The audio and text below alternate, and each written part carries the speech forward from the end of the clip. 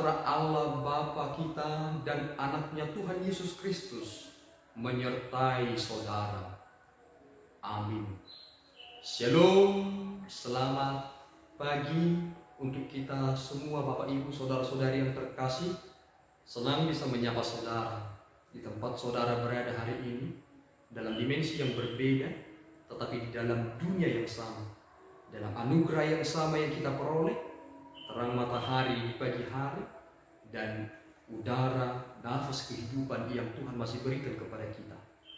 Karena kita adalah ciptaan Tuhan yang diciptakan baginya, marilah kita terlebih dahulu mendengarkan firman Tuhan sebagai petunjuk dan penuntun hidup kita.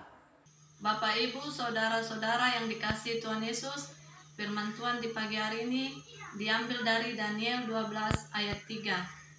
Dan orang-orang bijaksana akan bercahaya seperti cahaya cakrawala, dan yang telah menuntun banyak orang kepada kebenaran seperti bintang-bintang tetap untuk selama-lamanya.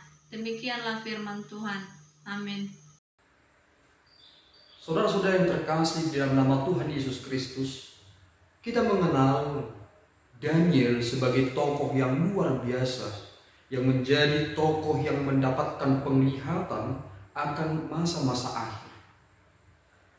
Namun firman yang disampaikan kepada Daniel tersebut masih tersembunyi dan masih termeteraikan hingga pada zaman akhir nantinya. Ketika kita melihat kepada ayat 1, kita tercengang bahwa ternyata akan terjadi sebuah masa-masa yang sulit di mana Mikael akan menjadi pengawal kepada anak-anak bangsa Israel yang akan membebaskan mereka melewati penderitaan yang besar itu. Dan pemahaman yang sangat istimewa dari pemahaman tersebut adalah bahwa ternyata justru melalui masa-masa penderitaan itulah pembebasan itu akan nyata kepada anak-anak Allah. Firman Tuhan pada hari ini berkata bahwa bijaksana itu bercahaya bagaikan cakrawala dan menuntun banyak orang kepada kebenaran. Namun menariknya, ternyata bijaksana adalah indikasi tentang orang yang memahami dan bertindak atas kebenaran yang diungkapkan oleh Tuhan. Dan mereka yang membawa wawasan tentang kebijaksanaan itu dan meneruskannya kepada orang, ketika kita melihat kepada sisi akhir, ternyata mereka juga malah terbunuh atas tindakan mereka. Inilah yang terjadi kepada Yesus juga. Karena Yesus dibunuh karena kebijaksanaan yang ada padanya. Dia adalah firman yang menjadi daging. Ketika dia membawa manusia kepada kebenaran, orang-orang tidak mampu menyentuh hikmat tertinggi itu.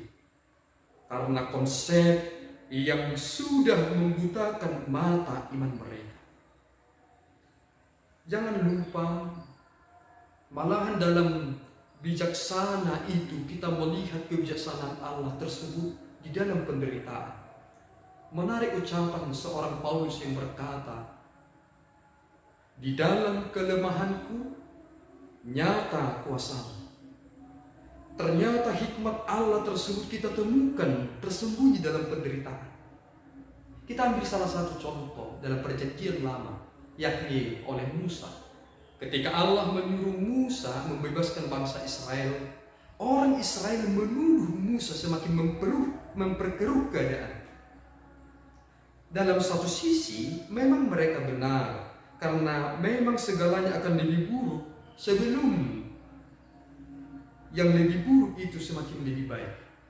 Tetapi mata kepala mereka melihat sendiri bagaimana Allah memutarbalikkan keadaan dengan menunjukkan hantaman yang keras yang terjadi, membelah lautan menjadi dua dan menutupnya kembali.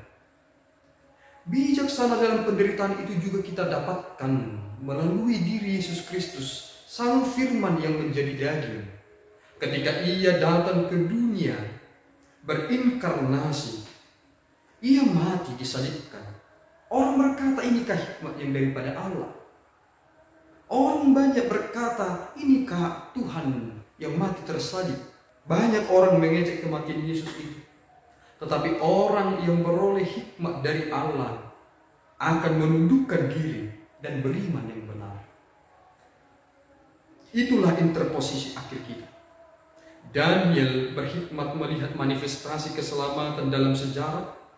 Kita melihat manifestasi keselamatan dari Allah melalui kedatangan, kematian, penguburan, dan kebangkitan Yesus Kristus oleh iman.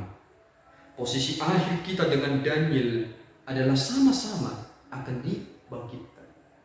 Saudara, Tuhan Yesus pernah berkata secara implisit kepada murid-Nya, "Kamu adalah terang dunia. Demikianlah hendaknya terangmu bercahaya di depan orang, supaya mereka melihat perbuatanmu yang baik dan memuliakan Bapamu yang di surga." Semua ini adalah penundukan diri di bawah otoritas firman. Masa-masa yang kita hadapi hari ini adalah masa-masa di mana perkembangan pengetahuan yang semakin pesat. Ternyata hal ini juga menunjukkan banyaknya orang yang terombang-ambing dengan tidak menunjukkan konsistensi. Mereka pergi ke sana untuk mencari pengetahuan. Pernahkah saudara menyadari ketika saudara melihat bintang, Anda sedang melihat masa lalu? Ketika Anda kecil, remaja, dewasa, hingga tua, mengapa bintang itu masih tetap berada di sana? Dan mengapa di perjanjian lama Tuhan akan berkata bahwa keturunan Abraham sama seperti bintang di langit? Ternyata kita mengerti satu hal. Firman Allah itu tetap. Firman Allah itu menjadi hikmat tertinggi. Dan karena ia adalah tetap dan bijaksana yang tertinggi, maka hiduplah dalam bijaksana Allah oleh dalam firman Tuhan yang telah saudara terima. Tuhan menguatkan saudara berhikmat dan bercahaya. Amin, kita berdoa. Tuhan, kami bersyukur Engkau memberikan hikmat-Mu kepada kami melalui firman-Mu.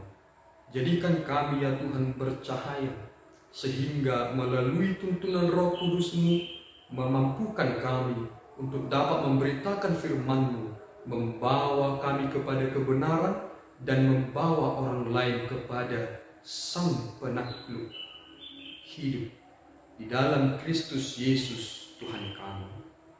Anugerah Tuhan kita Yesus Kristus, kasih setia Allah Bapa, dan persekutuan Roh Kudus menyertai saudara. Amin. Tuhan Yesus memberkati.